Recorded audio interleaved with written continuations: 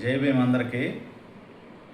భారతదేశానికి స్వాతంత్రం వచ్చి 80 సంవత్సరాలు గడిచిపోయింది.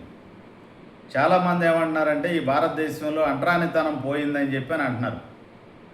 కానీ భారత రాజ్యాంగంలోని ఆర్టికల్ 17 ప్రకారం అంటరానితనం నిషేధించబడింది.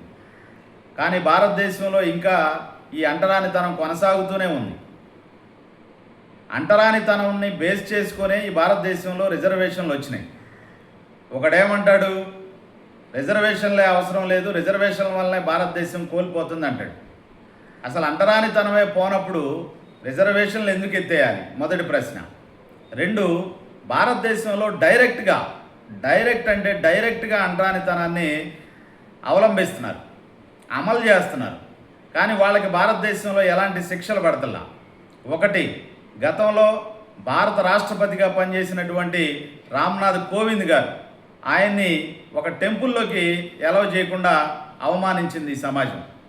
రెండవది, ప్రస్తుత భారత రాష్ట్రపతి ద్రౌపది ముర్ము గారిని నూతన పార్లమెంటు భవన ప్రారంభోత్సవానికి డైరెక్ట్గా ఆహ్వానించకుండా అంటరానితనాన్ని పాటించారు.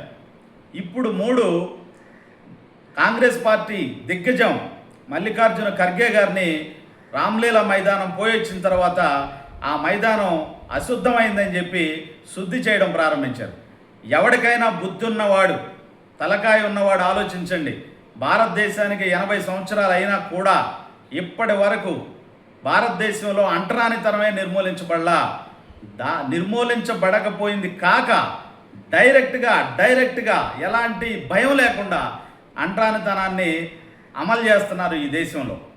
శిక్షలు లేవు ఈ దేశంలో. ఇది అర్థం చేసుకోకుండా రిజర్వేషన్లు ఎత్తేయాలని మాట్లాడుతున్నారు. ముందు అంటరానితనాన్ని నిర్మూలించడానికి ప్రయత్నించండి. అసలు నిర్మూలించడం కాదు, డైరెక్ట్గా అమలు చేస్తున్నారు అంటరానితనాన్ని. ఒక్కసారి 80 సంవత్సరాలు అయింది భారతదేశానికి. సిగ్గు తెచ్చుకోవాలి ఈ భారతీయ సమాజం.